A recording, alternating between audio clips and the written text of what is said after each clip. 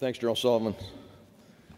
And good afternoon, everyone. It is good to see a lot of familiar faces. Thanks to AUSA for hosting this event and giving us a chance to talk about our Army, especially our future Army. Now, the title of this presentation is indeed the Operational Environment of 2025. And although I do want to talk about the future operational environment, the real value of this topic lies in its implications of the future environment on our future Army. And in that regard, my remarks will set up some key forums for later on in this symposium. Immediately following this presentation, Lieutenant General Bill Phillips, our military deputy to the Assistant Secretary of the Army for Acquisition, Logistics, and Technology, will chair a panel called Out of the Box Thinking, Requirements for the Decade of 2030-2040. Tomorrow, my boss, General Bob Cohn, our Training and Doctrine Commanding General, will speak on Force 2025 and beyond, which is our approach to force modernization. So I'd encourage you to hear that one. Also tomorrow, Major General Bill Hicks will chair a panel entitled Technology to Enable Strategic Land Power for 2025 and Beyond. And on Friday, our Brigade Modernization Commander, Brigadier General John Charlton, will provide remarks on the future of the network integration evaluation and where that's going in support of Force 2025 and beyond. So, why talk about the future? The future environment is the foundation of the Army's campaign of learning. And the campaign of learning is our seminars, studies, war games, experiments designed to inform concept development. We appropriately paraphrase former Secretary of Defense Gates in citing that we have a perfect record of incorrectly predicting when and where we will fight. However, we study the future not because we wish to get it exactly right, but in order to make sure that we do not get it 100% wrong and so that we can adapt once the future happens. So, on to the operational environment. I do not think any of these descriptors will be new to you.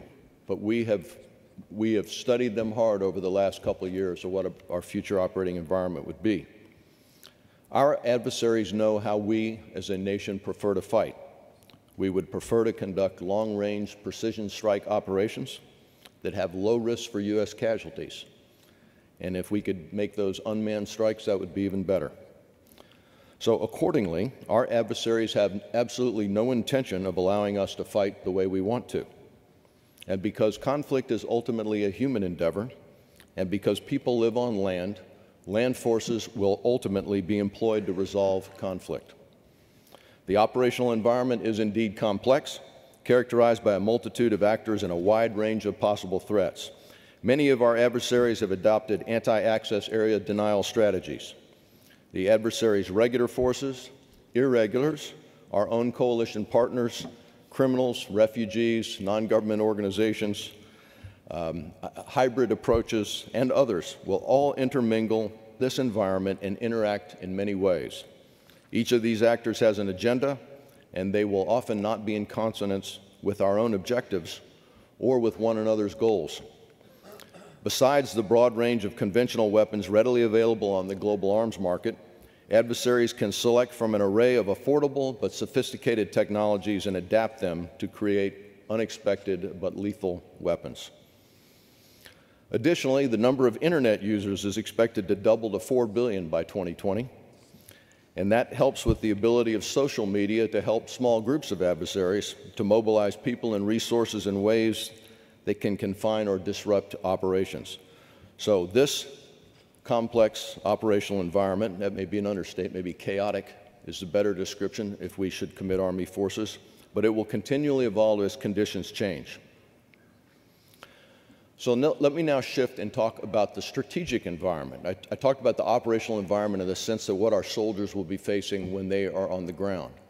But the strategic environment is exceptionally relevant. I want to break it up in two. One is there's an internal, those things that we've done to ourselves, and then the other is external. So internally, our nation's strategic guidance shifts us to the Pacific while maintaining emphasis on the Middle East. Of the 11 tasks assigned the military in our defense planning guidance, the Army is involved in 10 of them. Everything from defeat to deter to humanitarian assistance and all in between. Force projection increases the importance of shaping activities so that we can gain and maintain operational access to staging bases that we currently need and to develop non-traditional allies. A bias against U.S. military intervention in our near future could result in delayed decisions, and that would indeed hamper our ability to project forces from the continental United States. I think it's also relevant that we have a shrinking recruitment pool in the United States.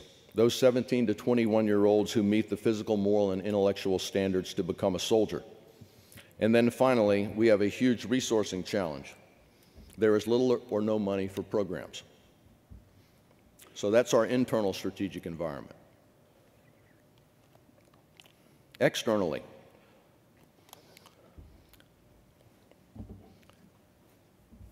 about 2 years ago, we did a alternative futures seminar in the DC area with the help of several think tanks, academics, folks across the interagency, our sister services, to really look out and look at what the future might hold.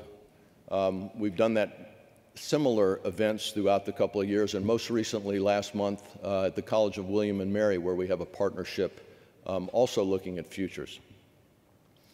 What is interesting as I read again what we determined in 2011 and what we're thinking about now about the future is the consistency of what we think the future environment might look like. And in both, we believe that the nation state will remain the building block and center of power in a multipolar world, although fragmentation and power diffusion could lead to increased intrastate conflict. Indeed, while conflict around the world has decreased over the last 20 years, the amount of times that U.S. military has been employed to intervene has increased over the last 20 years. We think adversaries will seek weapons of mass destruction. Of course, we see this now to deter the U.S. and to influence their neighbors. We think that wider access to technology means that our adversaries can inexpensively attain operational overmatch in several areas, and we're going to have to adjust to ensure that we maintain our current advantages in those areas. While we are very concerned as an Army about how we are downsizing, the fact is our closest partners have incurred, on relative scale, even more reductions in their size and hence their force capabilities. Increased conflict and new alliances will form over competition for limited resources of energy, water, and rare earth minerals. Popular political uprisings will occur at an accelerated pace, and that is spurred on by increased access to social media. Between today and 2030, the world's population is expected to grow by more than a billion people. The number of cities of a size over 1 million will grow from 442 today to over 630 in the year 2025, and over 700 by the year 2050. In fact, there is a significant trend in population congregating in megacities, defined as a city over 10 million people. If you combine that with impoverished, globally connected populations, this could drive the demand for short-notice humanitarian assistance on a large scale. Worldwide, 1.5 million people move to the city every week. By 2030, 60% of the world's population will live in coastal megacities. The Army will not be able to avoid operating in urban areas. Increasingly capable autonomous and unmanned systems, included decision-making systems, will be employed by potential adversaries that could even threaten our ability to deploy from CONUS unopposed. Cyber will affect all domains and present a challenge in all phases of conflict. Continued development of commercial network systems will provide unlimited public access to information, and the environment will increasingly be transparent due to that widespread information technology. The most significant change, however, that we have observed in our various experiments, war game studies, is what I would call the exponential increase in the momentum of human interaction. As an example, I'd cite in Vietnam in 1963, a Buddhist monk set himself on fire. There was a horrific photograph that I remember, I believe, on the front page of Time magazine. but the effect was pretty local. I mean, ultimately that aided in the fall of the Diem regime, but that was pretty much it. In 2010, when a man set himself on fire in Tunisia, the Arab Spring happened. Again, the effects of globalization, the internet, the communications, not just in quality, but also in quantity. High definition, you have an almost immediate regional and later worldwide impact.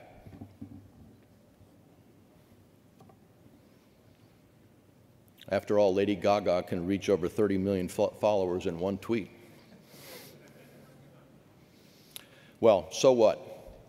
This exponential increase in the momentum of human interaction means that we as an army, or we as a joint force, will have to have the ability to employ an operationally significant force, which is enough forces to take care of that conflict, to address the conflict, with greater and greater speed if we want our strategic leaders to have options.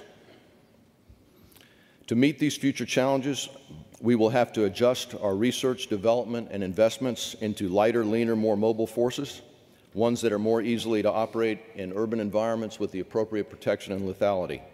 The projection of power from CONUS bases will be contested immediately and in all domains, which will force our Department of Defense and our Army to develop faster, more capable expeditionary systems.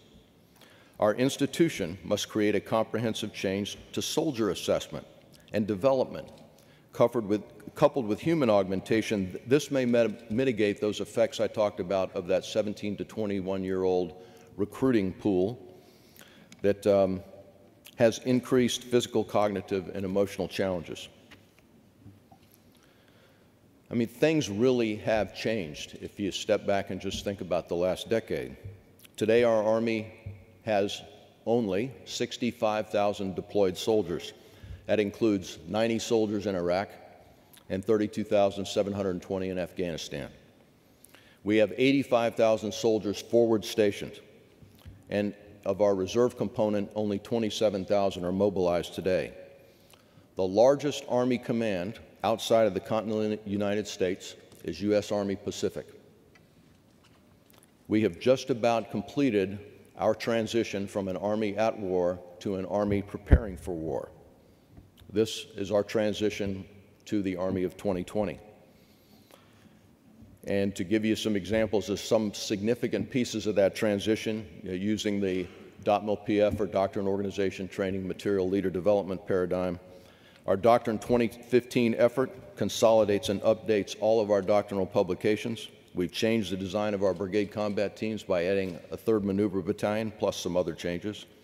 We've embraced the decisive action training environment at all of our combat training centers, and this environment replicates the operational environment that I'm talking about today, the complexity we expect on future battlefields, and it uses real intelligence, challenging our units all across the spectrum of operations. And we've made education and leader development our top priority. Now we get to think about what our future Army must do, how it must operate, and what tools our soldiers and formations will need to accomplish their task. So, what the Army must do. What do we have to do? Based on our nation's strategic guidance, our Army has to do just about everything. Now, historically, that's not unusual. If the Army cannot do whatever our nation needs it to do, I mean, then what's the sense of having an Army? We have historically done that. The Army capstone concept lays out what we must do in detail. Broadly speaking, however, we have to prevent conflict, shape the operating environment, and when committed, win. We cannot prevent or shape if we can't win. Okay, so now, how must the Army operate? The Army operating concept will be published this April. It will reflect the context of the broader strategic land power concept, which addresses the application of land power toward achieving overarching national and multinational security objectives. But I want to highlight 2 ideas that are fundamental to future force operations. The first is the idea of maneuvering strategically. This addresses how we gain competitive advantage prior to conflict. Activities such as building partner capacity, establishing networks through military engagement, Posturing forces and capabilities, creating opportunities for access on a global scale will better position our joint force to anticipate, prevent, or respond to crisis. Maneuvering strategically enables and supports a broader U.S. allied and partner framework for developing and maintaining local, regional, and global stability, and by providing an intellectual foundation in our land forces.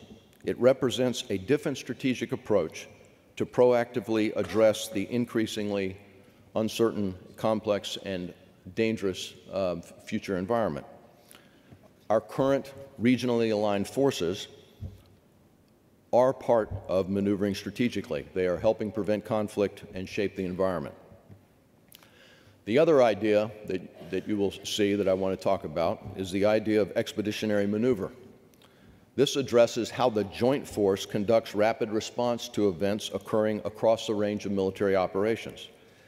This includes the ways in which maneuvering strategically could support more capable expeditionary maneuver globally. We will no longer have the luxury of alert, train, and deploy to an intermediate staging base where we will build up forces prior to commencing operations.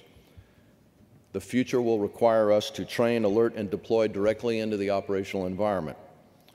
This transition, or the transition that we have been undergoing from a forward deployed posture to more of a CONUS-based force, emphasizes the increased importance of expeditionary capabilities for enabling operational and tactical advantage when we need to restore strategic balance. So here we are.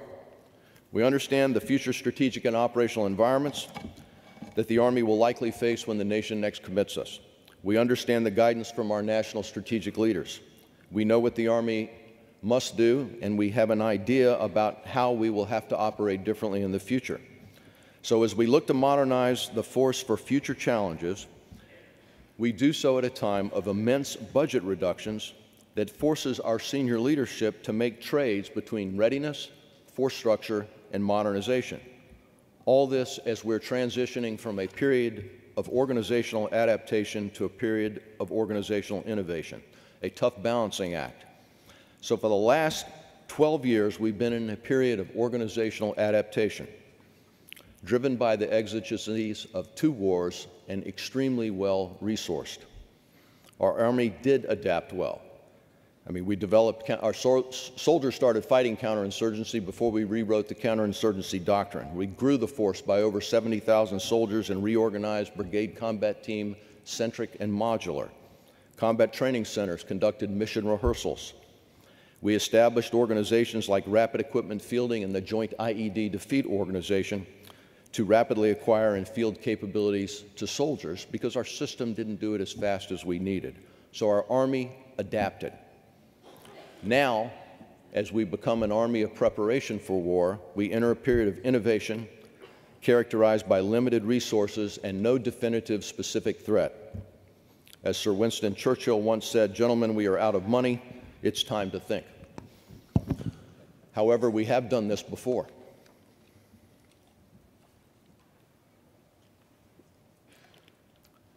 A couple examples. Division 86. During this post-Vietnam period of innovation, our total force structure decreased by about 1 million soldiers. The intellectual led the physical, and what started as a concept of air-land battle became doctrine, combined with new technologies that drove our organizational designs and began a revolution in training and leader development and equipped the force with the Big Five. We also did this in Force 21. During this post-Cold War Desert Storm period of innovation, our total force structure decreased by about 500,000 soldiers.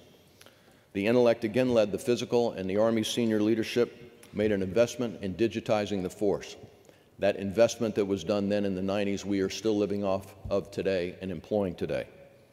So what now?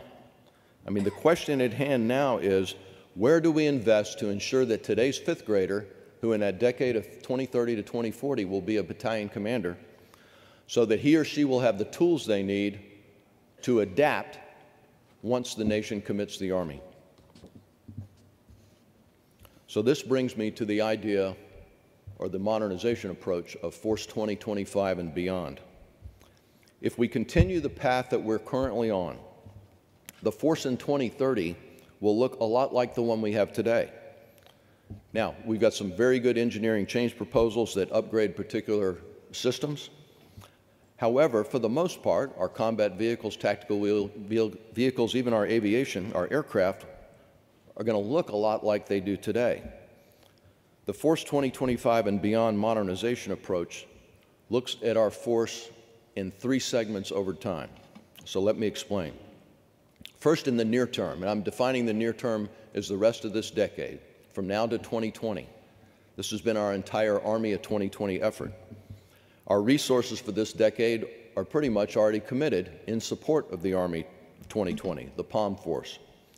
We still need to make some adjustments.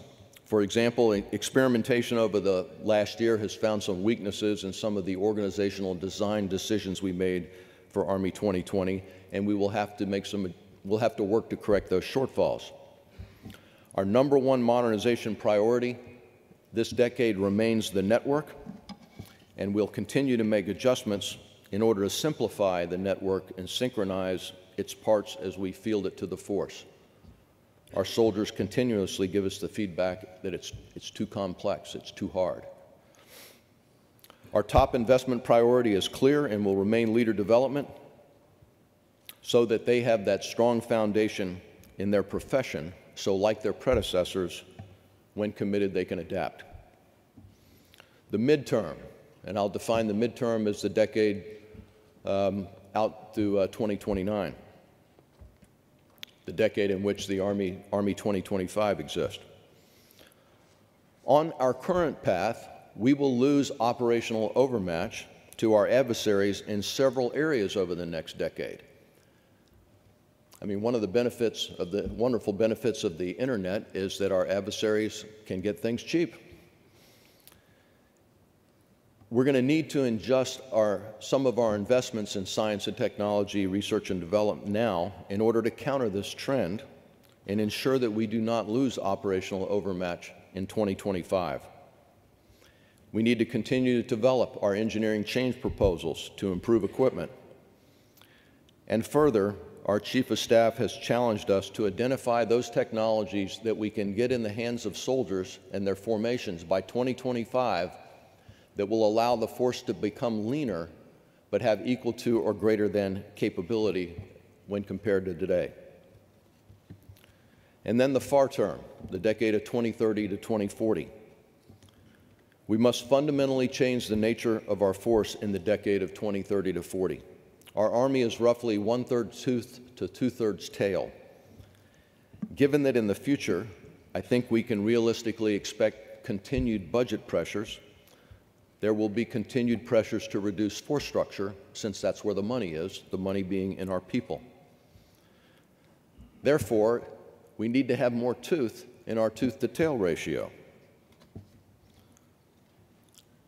This will enable expeditionary maneuver by an operationally significant force. The Force 2025 and beyond modernization approach calls for focusing some basic research in a few key areas that could result in a breakthrough that will help us adjust our tooth-to-tail ratios. Some of these areas, for example, we believe are human sciences, material sciences, advanced decision-making, and advanced lethality. I mean, can you imagine? Today, we do manned-unmanned teaming with our aviation. In Afghanistan, successfully pairing the Shadow with the OH-58 in such a way that we've adjusted our organizational design. Can you imagine in the decade of 2030 and 2040 of not having an unmanned tank? And as a tanker, I know this is heretical, but I can't imagine it. Why would we not have a tank that doesn't have people in it that we can either link with an aircraft or link with another manned platform? So, let me conclude here. Force 2025 and beyond is about more than the year 2025. It's about, one, what we must do to improve the Army 2020 force. It's about maintaining in the midterm operational overmatch with leaner formations that have greater than or equal capability than we have today by 2025. And it's about fundamentally changing the nature of the force in 2030 to 40. So while the operating environment of 2025 makes for good table discussions, its importance is in what it means to the Army today. What do we have to do today? And clearly, it means while we may not be able to afford new programs today, we can adjust our investments in science and technology in order to ensure our soldiers and their formations have the capabilities of what they need in the future. So the table is set. Please stay with us for Lieutenant General Bill Phillips's panel, Out-of-the-Box Thinking, Requirements for the Decade of 2030 to 40. Listen to my boss's presentation tomorrow on Force 2025 and beyond. Attend General Bill Hicks's panel, Technology to Enable Strategic Land Power, and hear Brigadier General John Charlton's remarks on the future of the network integration evaluation in the context of Force 2025 and beyond. Thank you. How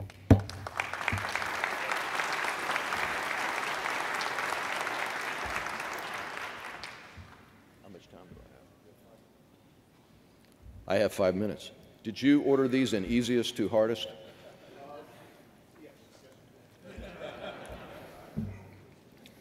Okay, we shall see. Have we looked at the challenge of water as a source of conflict in the 2025 beyond timeframe? Yes. In fact, what scares me about water, I'm more concerned about water in our country than I am externally, although externally it's a huge problem. I mean, if you consider, I don't know my California geography as well as I should, but when you consider where the city of Los Angeles gets its water, the likelihood of an earthquake significant enough to destroy that water source grows each and every year. And we're talking about 20 million people who don't have water for an extended period of time. I mean, this is far more than local authorities or the California National Guard can handle, and it's something that our Army has to be prepared to assist with. So when we do we have a series of scenarios we call compelling scenarios that we work because they have actually we believe they have a greater probability than some of the OSD scenarios. But among those compelling scenarios are support to civil authorities, and what may happen with water is one of them. Okay, I haven't been given the hook yet. Every action is met by a reaction, so our decisions, our influences, our friends, and enemy actions. How are we trying to influence the future with strategic investments?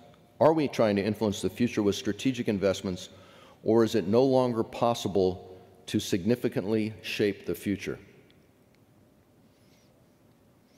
Okay, I'm interpreting that pretty broad, so let me take a crack at it.